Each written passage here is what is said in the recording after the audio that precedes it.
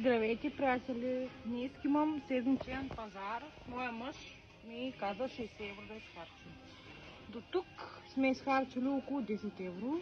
И само да ви покажа нещо. В България не знам колко пари са тия макарони, но погледнете. 75 цента за 500 грама макарони. И съм взела ето толкова. 2, 4, 5 пакета. Тук съм взела грози за 2 евро. Тук бананки са ми 1 килограм, почти за 96 цента. Грозите, както казах, е 2 евро на 99. Краставици са ми 1,49. Доматите са ми 1 евро 64 за килограм 96. И картофи 2 кг половина за 1,79. Взех също така два такива пакета. Те са 99 цента. Взех двички, но моето момиче ги приватизира. И докато тя не ги отвори, няма да ми ряса. Защо правиш така, мамо? Оп, направихме катастрофа. Така, другото, което искам да ви покажа е... Тук има доматено пюре за 99 цента. 3 броя. Да, аз то ще имам, така че няма да взимам. И сега търсим кисели краставички. Мама, ще ядеш ли кисели краставички с мен и тази? Ето тези кисели краставички, аз много ги харесвам. Сладки, с мед. Уникални са и са 1 евро и 9 цента. За 330 грама. А тези кайми в момента са намалени на 2,40, 400 грама, аз взех 2. Така, тук мисля да взема едни маслинки. Ето ги, 1,29 са, 330 грама с водата явно. И някой не слуша. Искам да слушаш, мамо. Ще слушаш ли, мама? Ето пакета. И даже и пакета го отвори, както ви казах. Тя докато го отвори, няма да ме ряса. Така, тук има картофи на 1,59. Ето ги, ето тези, но мен тези не ми харесват. Но картофи няма да вземам. Не, казах това. Взех ето такива места. Има пилешки кръста, пилешки бучета и пилешки подбедреници. Струват 9,48. Тук в момента видях чили чиз. С моя мъж ги ядем и са на 2,20, 250 грама. Една чапица, която взех е 1,66. Мама, защо хвърляш? Беладжийки. А тази е на 1,79. Ето е там. И мама, не хвърляш. С един да пазарваш не е лесно.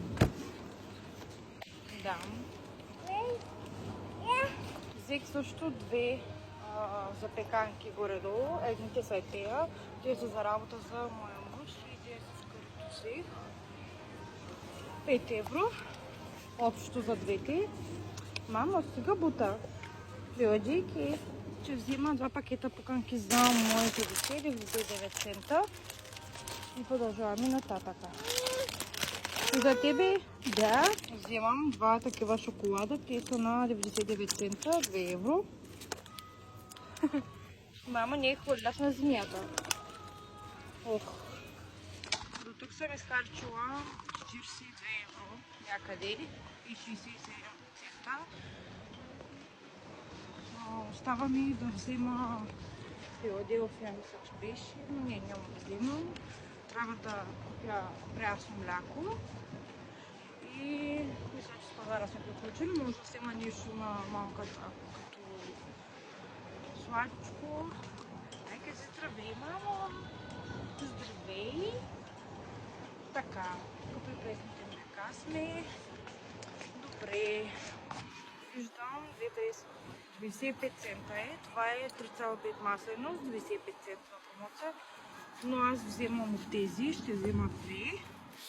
99 цента за 1 литър. Моя мъж има да махне санти, като се прибирам. Така, тук ще взема Kinder Pinguin, но промоция са 2 евро и 25 цента. Вземам 2. взех на малката тези. Те са вътре 4 броя, 2,35.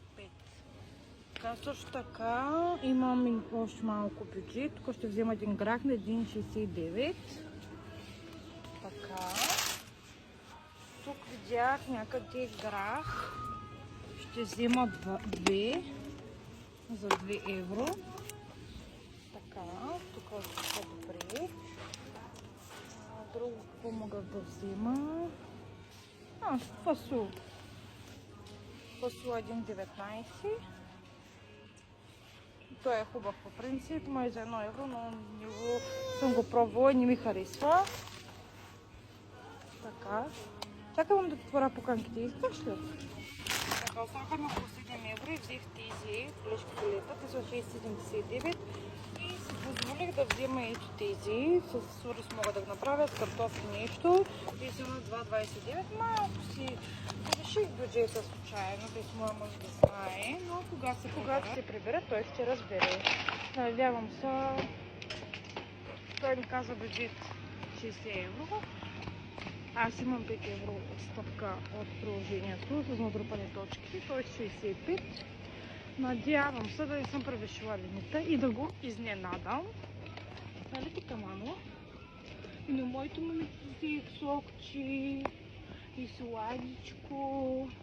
И в момента чуваме към една моя секция. Тук в Германия в Kaufland има секция, която е всичко по 1 евро. Но аз много обичам да ходя там да обикалям. По принцип исках да му взема корона, но той ми бърка така в бюджета.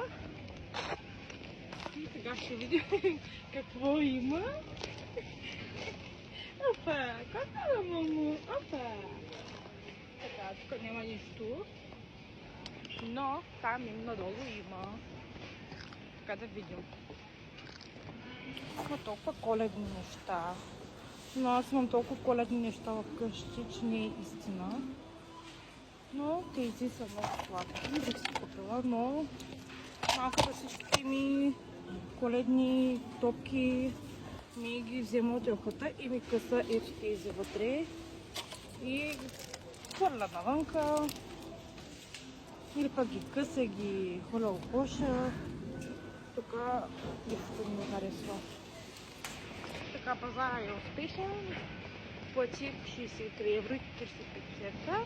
Малко надвиших 3 евро и 45 цента, но мисля, че няма да се заяви. Пазара е успешен. И моите момичи ядат руканки. Погледнете колко е пълна колешката за 63 евро. Малко над половината е. Тоест, извода какъв е. Когато се прави сметка за една седмица колко пари да похарчиш, може да спестиш повече от това, което очакваш. Харесвайте това видео, споделете това видео, абонирайте за канала и ще се видим в следващото видео отново за покупките. Кажи, мамо, чао! Чао! Махайте с биба вече, мамо. Да?